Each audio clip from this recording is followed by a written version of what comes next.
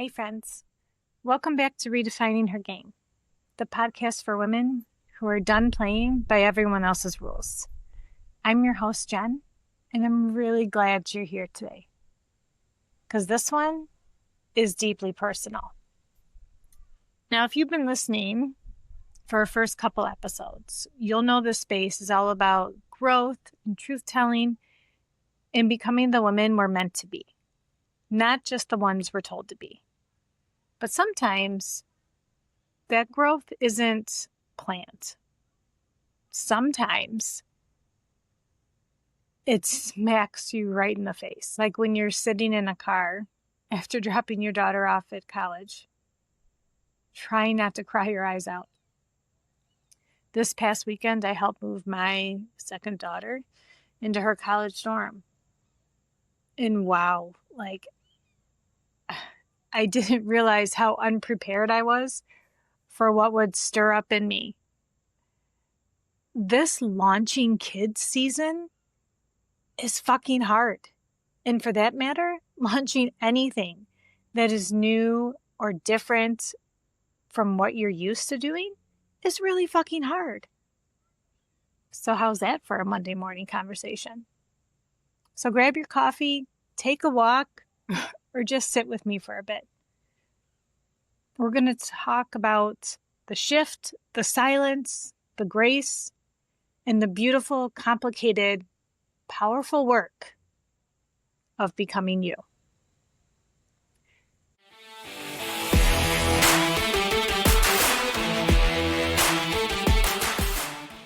Now, don't get me wrong.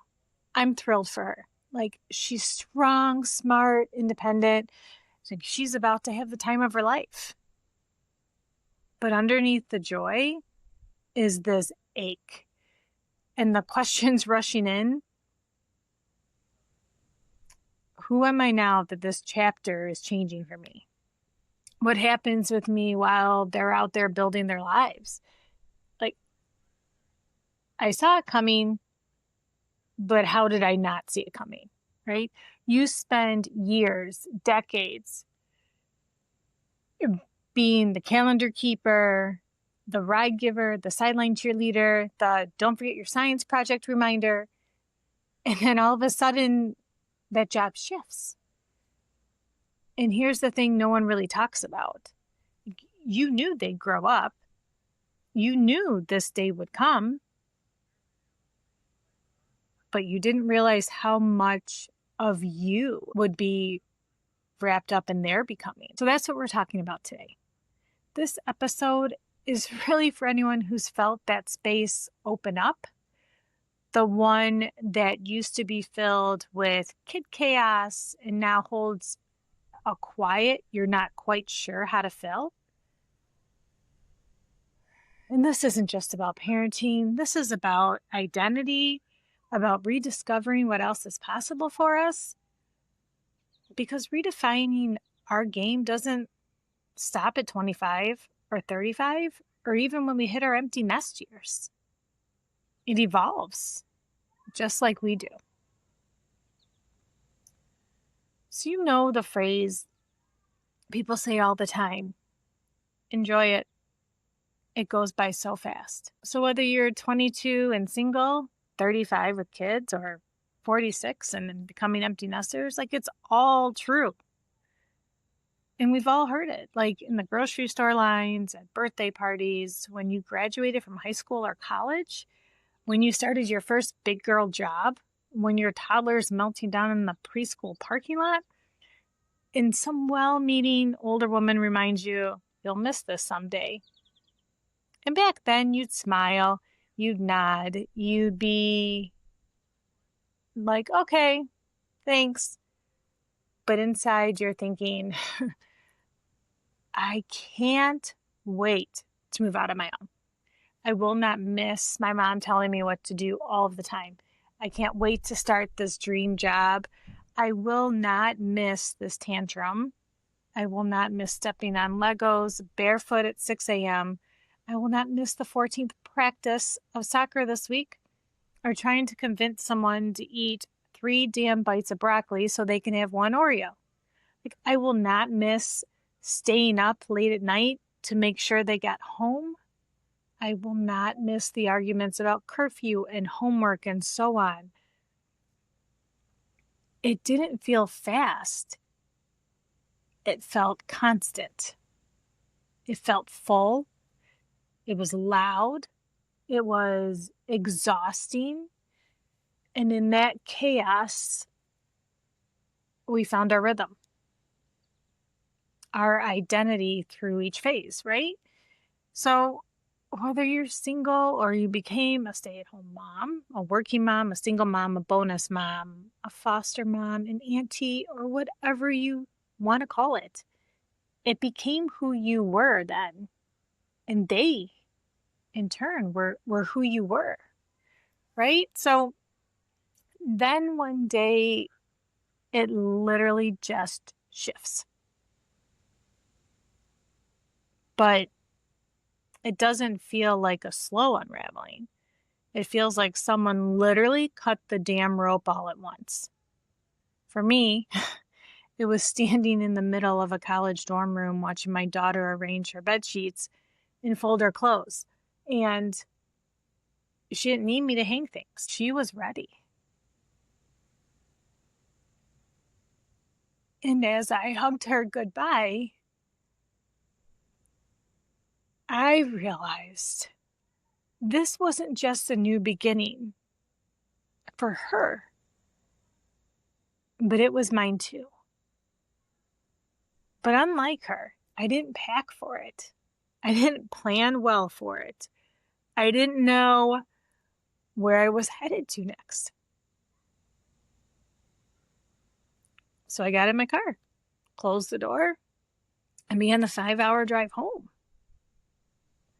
And the car was quiet. Just sniffles coming from our younger sister and myself. Like, I looked in the rearview mirror and saw the empty trunk. And my brain whispered, you knew this day was coming. But my heart was screaming at me. Why does it feel like I just lost a piece of myself? Because even though we know they grow up, we don't realize what that growth takes from us until we're left staring at the gap it creates. Like, maybe we spend our early years wanting to be so independent and so on our own that we rush it. Then we get into the thick of it. And being an adult happens so quickly, like it feels almost overnight. And then before we know it, here we are. I think we're so busy in the early years, like too much into it. And it's survival mode for like so long that we forget there's a finish line. And then one day it's there. And we're left looking at ourselves in the mirror asking, shit, what now? Who am I when no one needs me to pack their lunch or quiz them on flashcards? Who am I when I am burned out from the dream job? Where does all this energy go? And maybe the hardest one, at least for me, is, did I pour so much into everyone else that I forgot to keep even a little bit for me?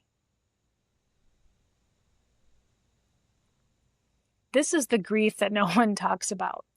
Like, the grief of becoming unnecessary, not unloved by any means, but unneeded in certain ways. And listen, yes, we know we're still moms, right? We know they still call, they still need advice, they still show up at home when they want comfort. But it's not the same. It's not the everyday kind of motherhood anymore. It's not being there constant. It's not being the sun their schedule orbits around. And that shift feels so much bigger than I had ever expected. And that's why I want to talk about this today. because redefining her game isn't just a catchy title. It's exactly what I'm doing right now in real time. Like, I'm just figuring this whole life thing out right along with you. I created this podcast in the middle of my own shift. And it's in this space that opened up even more when she left, or when they started their adult jobs and became busy making their own lives. Not so much to distract myself, but to honestly reconnect with myself. And this mic and message, it's my way of like taking out the void. It's my way of connecting to the process with like what this new chapter looks like for me. And I don't think I'm alone in this. I mean, I hope not. I think if you're sitting in a quiet house after years of chaos, if you're wondering who you are now, that your title is changing, if you're craving something for you after years of doing everything for them, or if you're just starting out in your early 20s and you feel like you have no idea which direction to go in, and that this life can be scary at times, you are not alone. So I want you to know something. You're allowed to feel all this. You're allowed to question everything all of the time. You are allowed to grieve. You're allowed to be sad and excited. You're allowed to say, I didn't see this coming, even though I knew it would. Because you're becoming. So now we're here, right? The house feels quieter. Your mornings may be a little slower. There's space where there was once chaos. And here's the thing. I thought I'd be thrilled. And for a moment, like I imagined I'd be going on long walks and I'd have clean counters and I'd be finishing a cup of coffee while it's still hot. But what I didn't expect was the weight of the silence. And that's what no one really prepares us for. Like that emotional gap that shows up when a chapter closes and no immediate next one is lined up. So I want to kind of pause here and talk about something we don't give enough space to, which is grace. Because if you're anything like me, like your first instinct when something shifts is to immediately fix it and fix it for everybody. We try to organize the calendar, fill the day, take on a new project, volunteer more, maybe even throw ourselves into someone else's needs, because the stillness is what's scary. But this season doesn't need fixing. Like for me, it needs feeling. And it needs a lot of grace. So let's start with grace, like for our grief. Yes, grief. And even though nothing bad like happened, your child is thriving and this is what you worked for, right? But it doesn't mean it doesn't hurt. And you're allowed to grieve the loss of the everyday. The inside jokes at breakfast, the constant running around in motion, the noise, even the mess. And you can miss the mundane. You can miss the version of yourself who had a role so clearly defined, like it barely required thought. You were needed constantly. And now what? Like that need has shifted.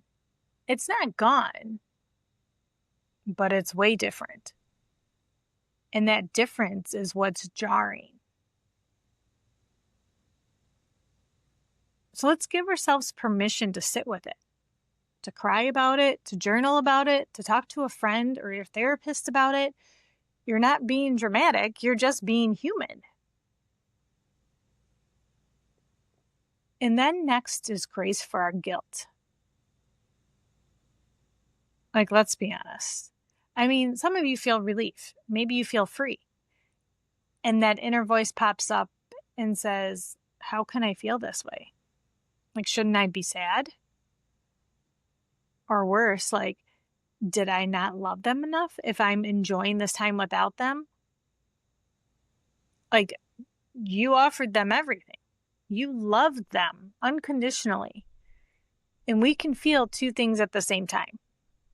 Like, we can love our children with our entire being and still enjoy a quiet morning.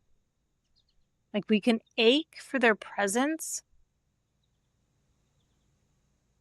but also breathe deeper knowing you don't have to plan dinner. It's all okay. Like, we can miss the past and look forward to the future. And we don't have to see it as betrayal. We can see it as growth. So we, and I am talking to myself here too, must let the guilt go. Like, there's no gold medal for suffering through transitions. You're allowed to feel ease and expansion right alongside your ache. And then, how about grace for how we speak to ourselves? The stories we tell ourselves in this season are so powerful. Like, be honest. How's your self-talk been lately? Do you say, I should be doing more? I should be past this by now. I should be productive with this new time. Like, the shoulds are way too heavy. And they're rooted in some goddamn expectation set by somebody, but not in our truth. So we've spent years centering ourselves around others. Your routines, your decisions, your daily bandwidth, it was all wrapped around someone else's needs. And now that some of it has loosened, your body and your mind are adjusting. Like, this is not the time to bully yourself. This is the time to offer compassion. To say things like, I'm learning how to be in this new space. It's okay to feel a little lost right now. And I'm allowed to take time finding what's next. So there's a part of this conversation that we need to talk about even more. What do we do with the gap? Because most of us are terrified of it. So we fill it with busyness, overcommitting, distraction, with fixing other people's problems. Because that feels safer than sitting with the uncertainty of this in-between space. But what if, instead of filling the gap, we explored it? What if the gap wasn't empty, but waiting? Like, waiting for creativity, for clarity, for reconnection, especially with yourself? Like, so let me share something else personal with you, right? This podcast, Redefining Her Game, it's born like out of my own gaps. Even before I dropped my second daughter off at college, I had this wave of questions. Who the hell am I now? What is mine, like just mine, that I want to create? What voice do I have beyond the roles I've played?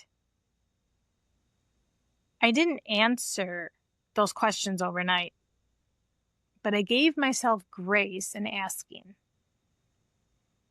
I didn't rush to be productive with the time. But I did start journaling and trying to sit in the still, going on longer walks, talking to other women, and little by little, like this podcast began to form. And it wasn't about performance. It was about processing. And that's what I want to offer you today. You don't need to fill the space with noise. You can fill it with something beautiful. Your curiosity, your voice, your peace, and your becoming. And let's try to remember, we don't have to be at our most confident, most radiant, most productive self to deserve the gentleness. We just have to be here. We just have to be willing to ask, what do I need right now? What would it look like to treat myself with compassion today? We've done the hard work of showing up for everyone else. Now it's our turn, right? Let's talk about what it looks like to fill this space, not with noise or pressure, but with true intention. So we've talked about the gap, the uncomfortable, quiet space that appears when life shifts, and the things that once filled your time in your heart take a different shape. We've talked about grace and offering it to ourselves in the in-between. Now we're going to ask the question, what do we do with the space? Because here's the truth, that space is sacred, but it can be terrifying. So rethinking productivity is one thing. Most of us are wired to see space as something to fill. We've been taught that stillness can be lazy, that free time is wasted time, that if you're not doing, then you're not valuable.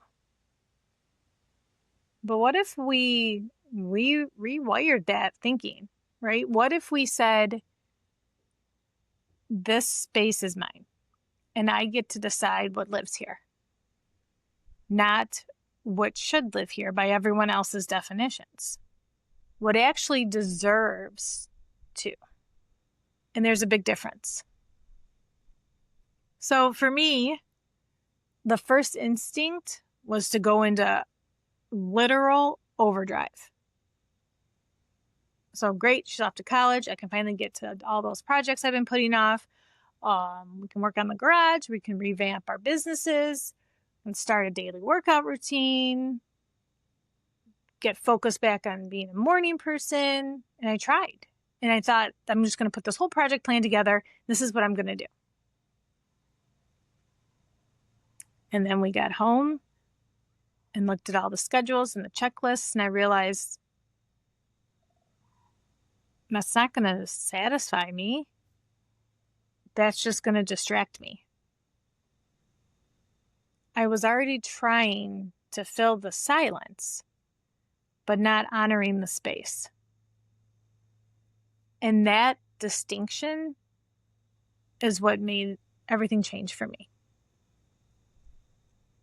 Because when we silence the silence, we're just avoiding. But if we honor the space, then we begin to listen. That's where the truth lives. That's where we hear the parts of ourselves we've ignored for so long. That quiet voice inside that says, I miss being creative. I want to reconnect with old friends.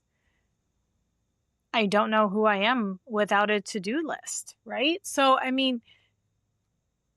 we have to be careful with our intention. What if before we rushed into reinvention, we made space for reconnection? So hear me out. Like with ourselves, with our stories, with our curiosity, the version of us that existed before we became everything for everyone else. Maybe she still loves to paint. Maybe she misses reading novels in bed. Maybe she wants to try improv or write poetry or learn Spanish.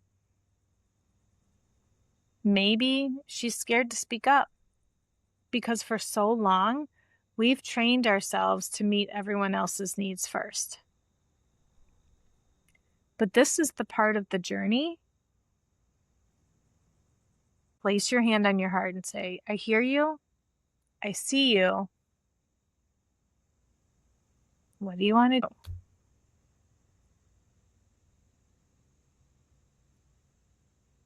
Let's give it a try. You don't need to make a dramatic change overnight. In fact, I'd encourage you not to. Like, let's start small. Try a few things out, more with purpose and no pressure. So let's try intentional mornings. Instead of rushing into the day, let's give ourselves 10 minutes. Just yourself, your coffee, and a thought that grounds you, right? What about creative time, right? We can block out 1 hour a week to try something just for fun. 0 outcomes required. How about focus on reconnection? Voice memos with friends or text. We can start sending 1 to 2 minute voice messages or a quick text to the women we love. No agenda, just check-ins. And it can help rebuild our connection to others. Maybe even just asking better questions. Instead of asking what now, I can ask, what would bring me peace this week?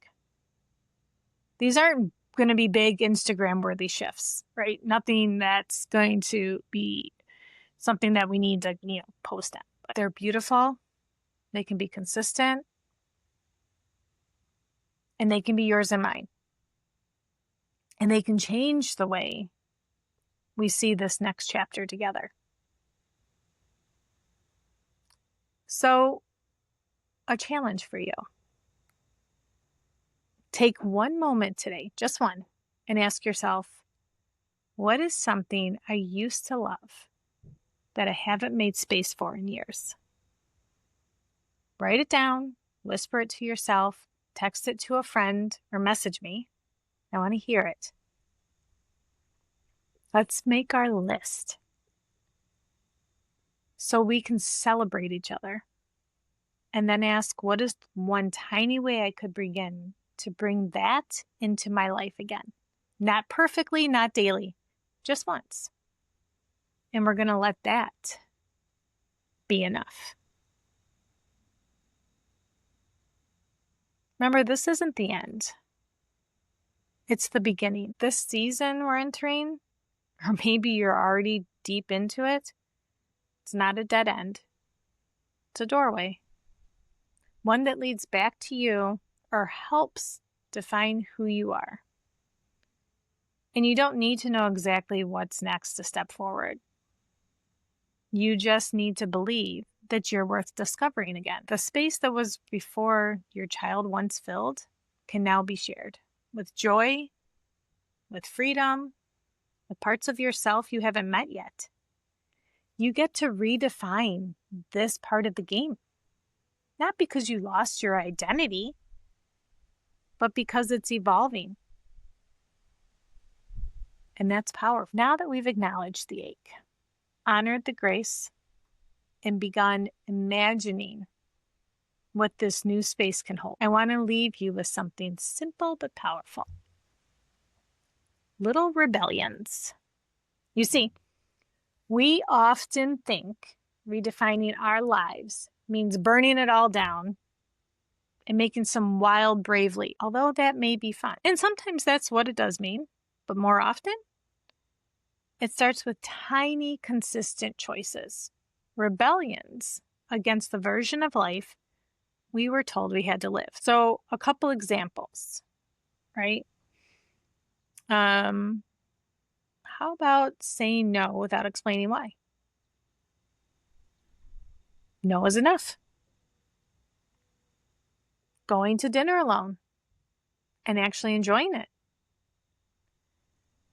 Putting myself to bed early instead of powering through for everyone else. Choosing silence over doom scrolling. How about wearing lipstick just because it makes me feel bold, not because I'm going anywhere? For me, starting this podcast, even when I wasn't sure who would listen.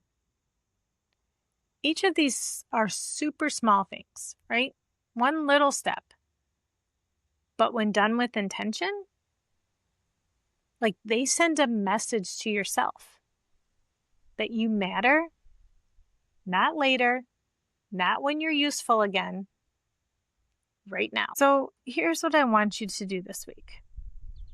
Pick one little rebellion, something small, something kind, something that makes space for you,